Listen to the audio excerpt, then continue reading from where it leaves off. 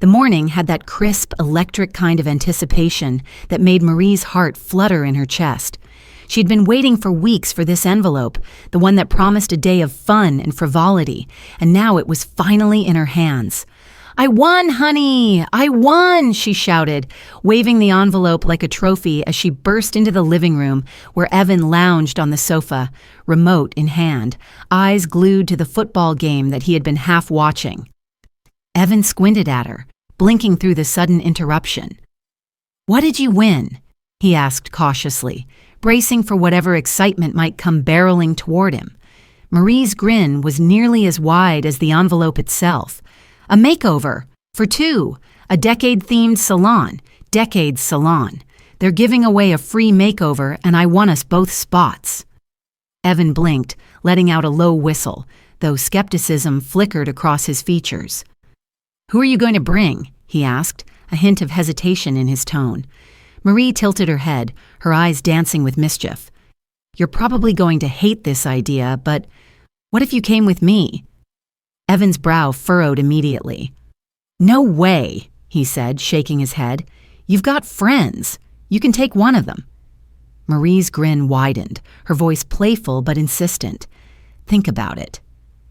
We spin the wheel and come out matching.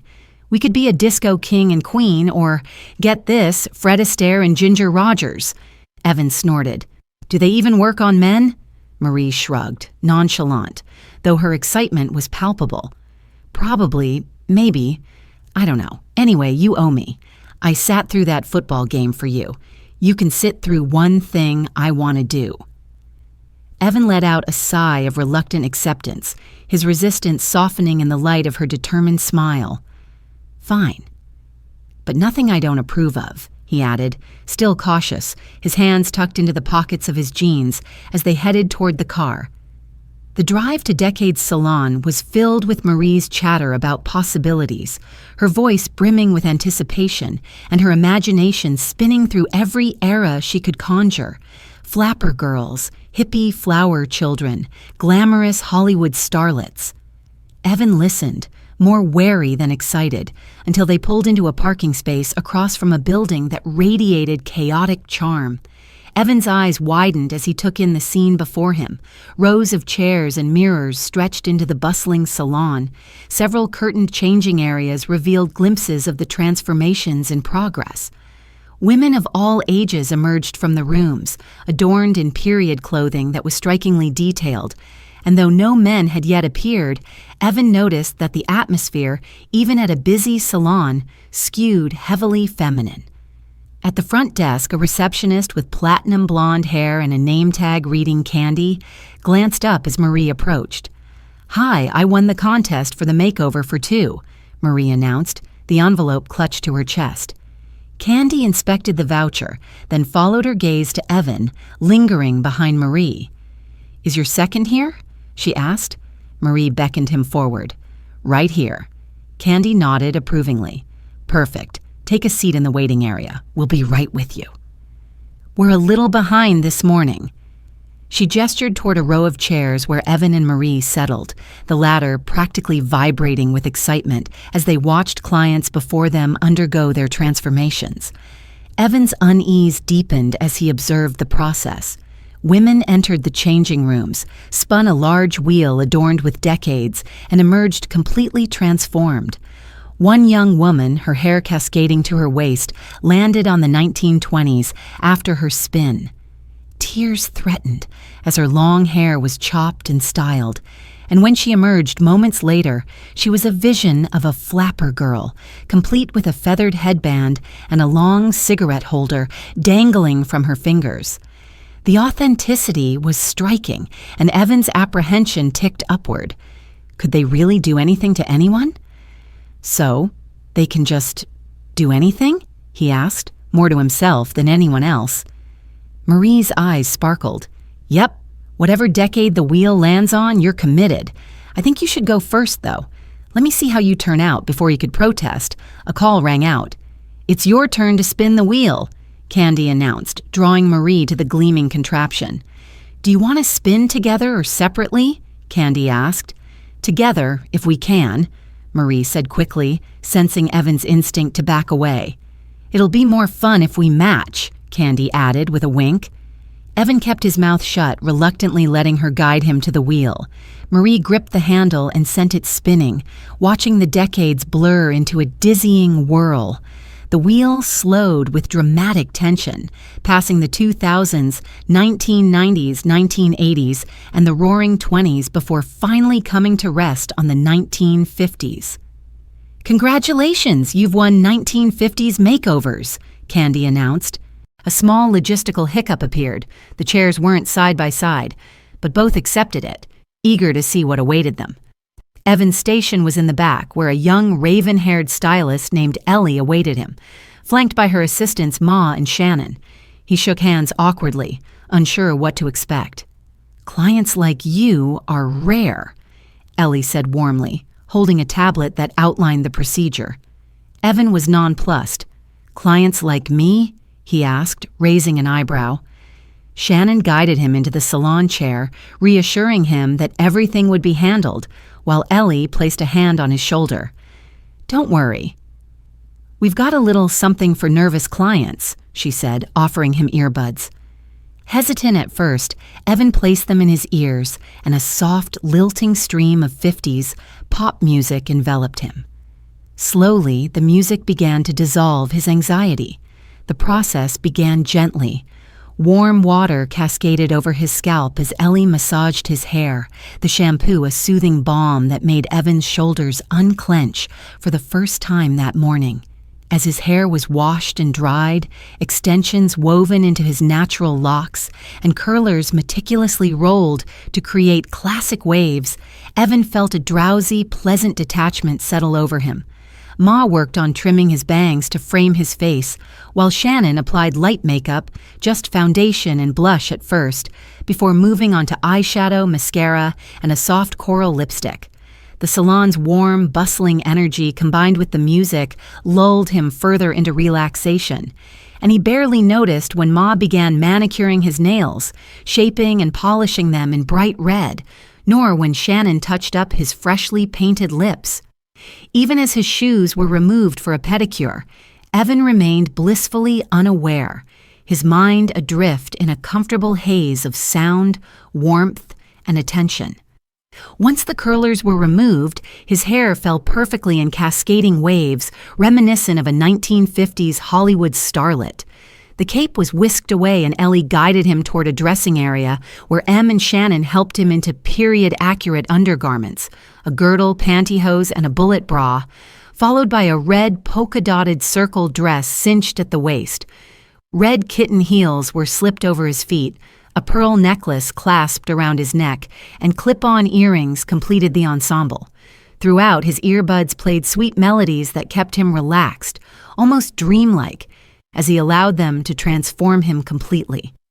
By the time Marie emerged from her own changing room, wearing a blue polka-dotted circle dress that hugged her curves perfectly, Evan was already swaying slightly on his heels, hands delicately playing with the skirt of his new dress.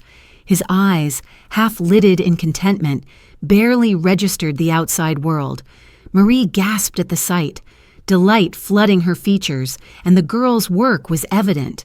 They had not only captured the essence of the 1950s, but also imbued it with a surreal, almost magical perfection. Even as she approached him, Evan's dreamy state made him oblivious to reality. His transformation was meticulous, complete, and shockingly convincing. And though Marie's excitement surged at seeing him in such an unexpected, glamorous form, he remained blissfully, almost eerily calm, unaware of the full implications.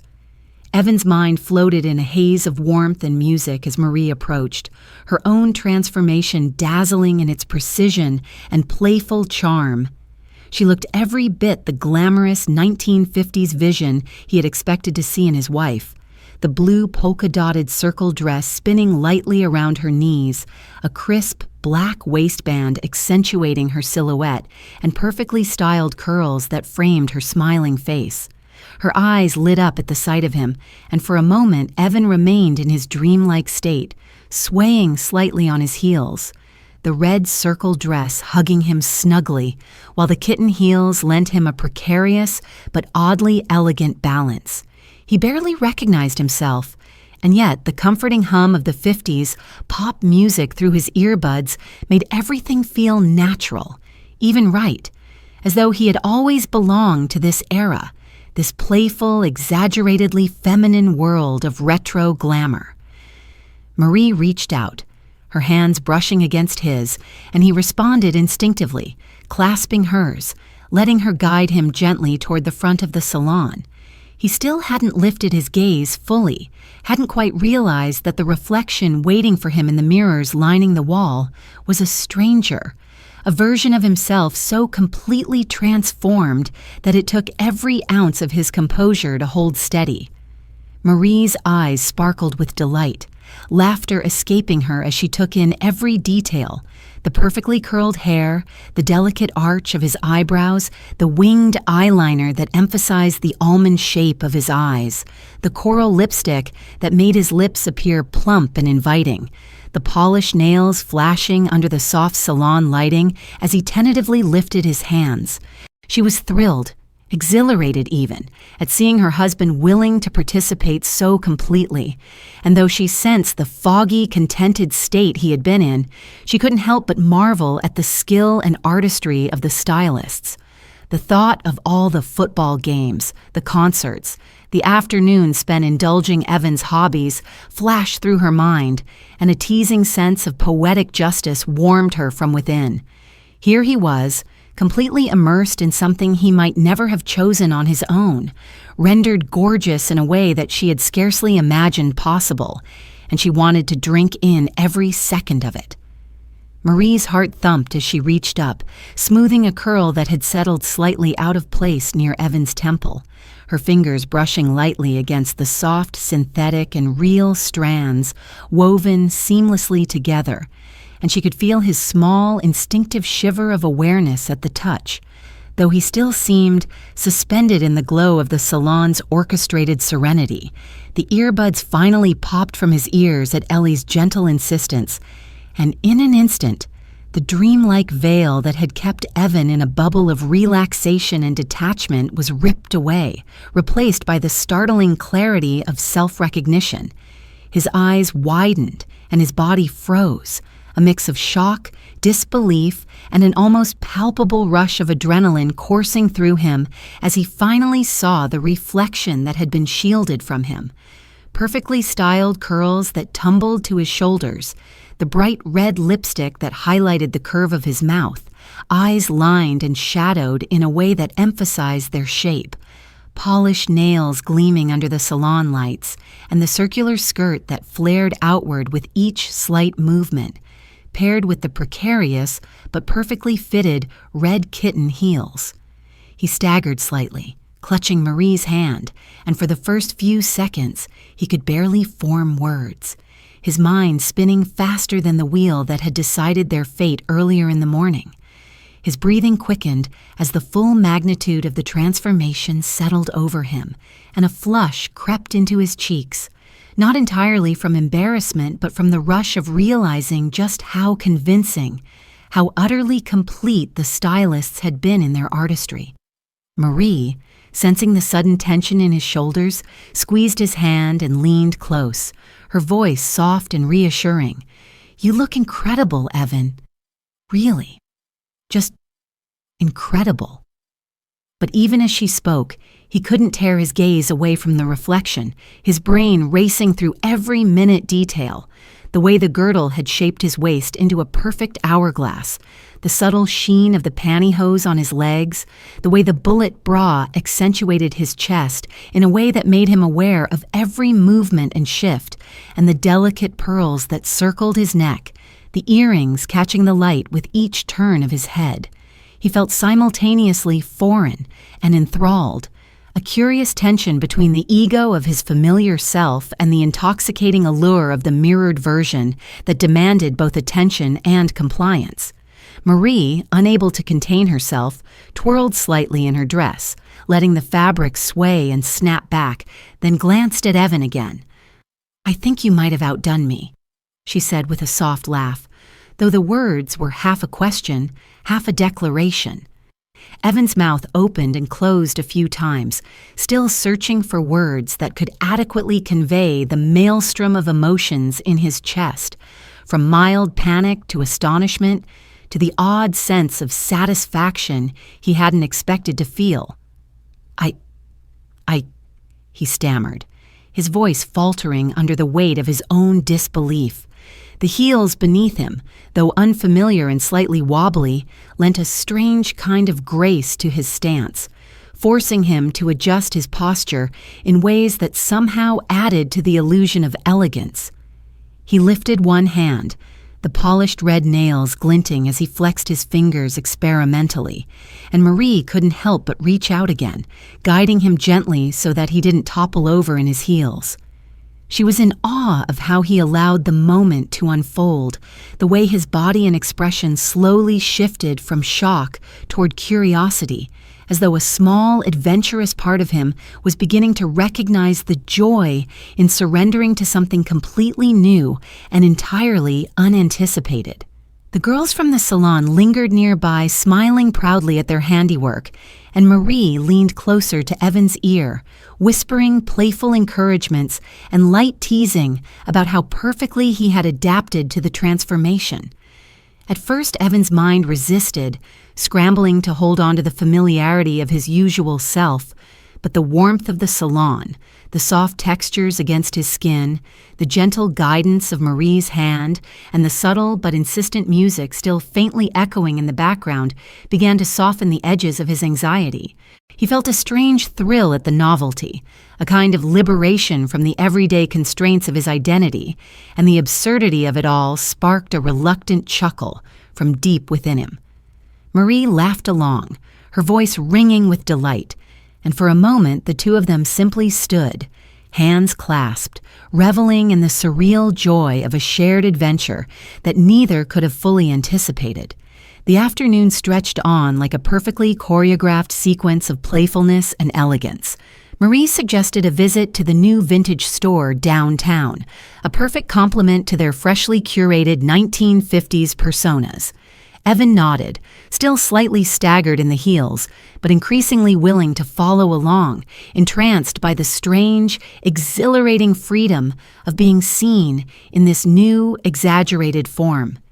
Each step they took through the streets felt theatrical, cinematic even. The sunlight glinting off Evan's polished nails and Marie's dress, the world around them transformed into a stage set for their whimsical experiment in identity. Bystanders glanced curiously, some double-taking at Evan's convincing ensemble, and Marie reveled in the sight of her husband navigating this unfamiliar territory with a tentative poise that was simultaneously endearing and hilarious.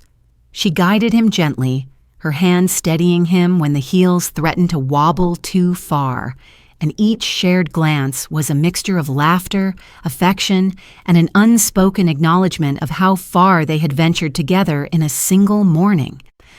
By the time they reached the store, the novelty had fully taken hold. Evan moved with a growing confidence, adjusting the circle of his skirt with his hands, shifting weight from heel to heel, and even catching his own reflection in the glass windows, now able to appreciate the artistry rather than recoil from it. Marie, glowing with delight, encouraged him to browse, selecting vintage hats and accessories for him to try, each piece adding to the layered illusion of authenticity. They laughed at each new discovery, tried on ridiculous combinations, and allowed themselves to be photographed in playful mock poses, each snapshot a testament to the day's audacious adventure. Evan found himself genuinely enjoying the performative aspect, the way his unfamiliar attire and makeup reframed his posture, movements, and expressions, turning him into an actor in a playful, period-inspired narrative, one that Marie orchestrated with perfect timing and infectious enthusiasm. As the afternoon waned into early evening, the pair left the vintage store, arms intertwined, Evan now more comfortable in his heels than he had ever imagined possible, the dress swaying rhythmically with each step, lipstick still intact, nails gleaming and curls bouncing lightly against his shoulders. Marie chattered animatedly about their next visit to Decade's Salon, joking about future spins of the wheel, while Evan, though initially reluctant, found himself nodding along, a small smile tugging at his lips, a spark of anticipation for what other eras and adventures might await them. He was still processing, still reeling slightly from the complete transformation, but the shared experience had solidified a new dimension of intimacy between them. A day that would be remembered for years, not only for the novelty and artistry, but for the laughter, the trust, and the sheer unrestrained joy of surrendering to something utterly unexpected. And as they walked home, sunlight glinting off pearl necklaces and polished nails, heels tapping softly on the pavement, Evan realized, with a mixture of amusement and awe, that sometimes giving in to the unexpected could be more exhilarating, more revealing, and far more fun than anything he had ever done in the familiar confines of his everyday life.